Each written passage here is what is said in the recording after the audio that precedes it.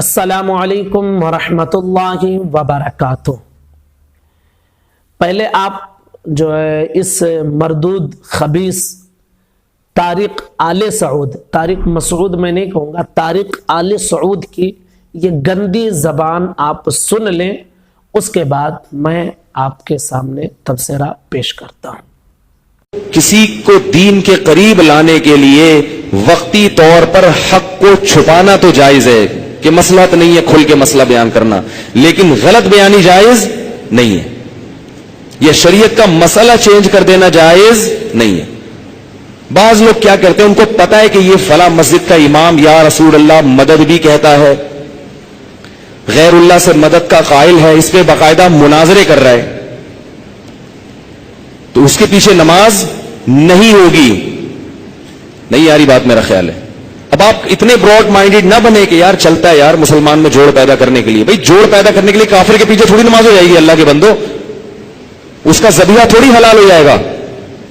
لوگ کہتے ہیں بھائی اس کی بات کا دوسرا مطلب بھی تو ہو سکتا ہے، میں کہتا ہوں ہاں ہو سکتا ہے، لیکن یہ اس کا ہو سکتا ہے جس سے پوچھو تو وہ دو تین دن مطلب بیان کرے، لیکن آپ اس سے پوچھ رہے ہیں، وہ کہہ رہے نہیں میری یہی مطلب ہے جو میں کہہ رہا ہوں، اور اس پہ مناظرے کر رہے ہیں وہ بیٹھ کے۔ وہ کہہ رہے ہیں کہ نبی صلی اللہ علیہ وسلم بشر نہیں ہے، نور ہے، اس پہ مناظرے کر رہے ہیں وہ بیٹھ کے۔ آپ کہہ رہے ہو کہ نہیں اس کے دو مطلب ہو سکتے ہیں، وہ کہہ رہے ہیں نہیں ہے بھائی یہی مطلب ہے۔ اب اس کے پیچھے کہاں سے نماز جائز ہو جائے گی؟ ٹھیک ہے، شریعت نے کسی کو کافر قرار دینے میں احتیاط کا حکم دیا۔ ایک آدمی کے 100 مطلب نکلتے ہو نا تو اچھا والا مطلب لیں گے ہم، لیکن جب لیں گے جب نکلتا بھی کچھ، وہ خود کہہ رہے کہ نہیں ہے میرا مطلب یہ، وہ کہہ رہے آؤ اس پہ مناظرہ کرو، میں ثابت کروں گا کہ نبی بشر نہیں ہے، نبی انسان نہیں ہے، نبی نور ہے۔ وہ کہہ رہے ہیں میں ثابت کروں گا کہ اللہ نے نبی کو اختیارات دیے ہوئے ہیں۔ وہ کہہ رہے جیسے جبریل کو اولاد دینے کا اختیار ہے تو نبی کو اختیار کیوں نہیں ہے؟ تو اتنی واضح بات اگر کر رہا ہے تو پھر اتنا زیادہ خوش فہمی میں مبتلا ہونے کی ضرورت نہیں ہے۔ اس کو کافر کہا جائے گا، اس کے پیچھے نماز کی اجازت نہیں ہوگی، اس سے نکاح نہیں ہوگا۔ اس کی بیوی اگر مسلمان تھی اور شوہر کا یہ عقیدہ بن گیا تو نکاح بیوی کا ختم ہو جائے گا، اور وہ اگر جانور ذبح کرے گا اس کا گوشت ہمارے لیے مردار ہوگا۔ ناظرین، آپ نے سنا، یہ شخص کہہ رہا ہے کہ جو حضور صلی اللہ تعالی علیہ وسلم کو نور مانے وہ کافر ہے، اور یہ کہہ رہا ہے کہ کچھ لوگ نور مانتے ہیں بشر ہونے سے انکار کرتے ہیں۔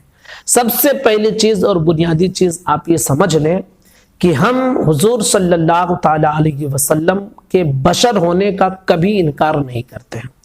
حضور صلی اللہ تعالی علیہ وسلم بشر ہیں اور نور بھی ہیں، نوری بشر ہیں، افضل البشر ہیں۔ حضور صلی اللہ تعالی علیہ وسلم بشر کے ساتھ ساتھ نور بھی ہیں۔ اب آپ کہیں گے کہ یہ کیسے ہو سکتا ہے کہ نور بھی ہوں بشر بھی ہوں؟ بھائی حضرت جبریل نوری مخلوق ہیں کہ نہیں؟ فرشتے ہیں، فرشتے سارے نوری مخلوق ہیں، لیکن جب حضرت مریم کے پاس حضرت جبریل آئے تھے تو کس شکل میں آئے تھے؟ بشری شکل میں آئے تھے وہاں۔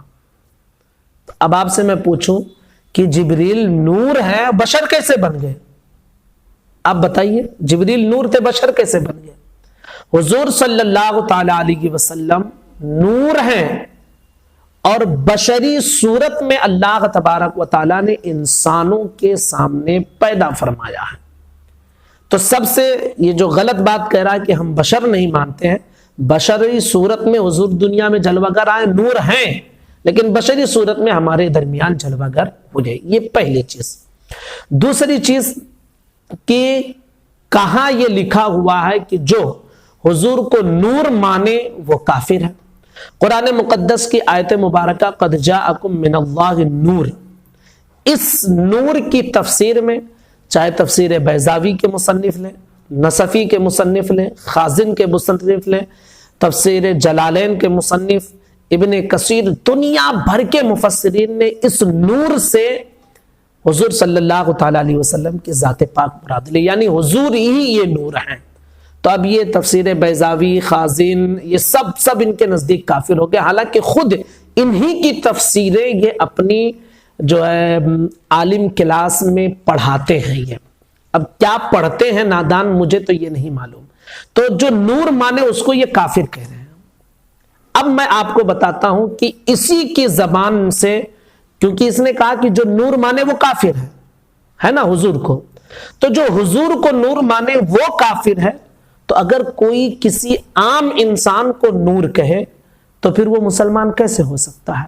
آپ سوچیں گے یہ کون سی بات ہوئی؟ سنیے، تذکرۃ الرشید جو مولوی رشید احمد گنگوہی کی سوانح حیات اس میں بیان کی گئی ہے، اس کے صفحہ، یہ زکریا بک ڈپو سہارنپور سے چھپی ہوئی کتاب ہے، صفحہ نمبر 26 پر لکھا ہوا ہے کہ بے عدیل قطب زماں کی سوانح لکھے تو کیا لکھے، بھلا جس مجسم نور سر تاپا کمال، مجسم نور کہہ رہے ہیں کس کو؟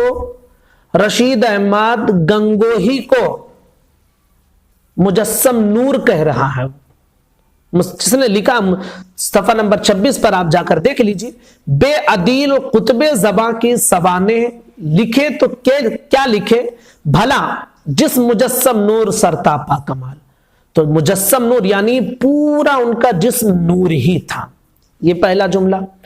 اسی کے صفحہ نمبر 76 پر ایک جملہ اور لکھا ہوا ہے کہ خلف الرشید سرتاپا نور ہے، یعنی سر سے لے کر پیر تک نور ہے۔ اگر حضور کو کوئی نور مانے تو تمہارا یہ فتویٰ ہے کہ وہ شخص کافر ہے، اس کے پیچھے نماز نہیں۔ تو جو رشید گنگوہی کو نور کہے تو وہ تو سب سے بڑا دجال اور سب سے بڑا کافر ہے، اور جو اس کتاب کو پڑھے، اس کتاب کو چھاپے اور پھر ان کا مقلد بنا رہے اور ان کی تعریفیں بیان کرے، وہ سب کے سب کافر ہو گئے۔ گویا طارق آل سعود نے پوری دیوبندیت کو اپنے ہی زبان سے کافر کہہ دیا ہے۔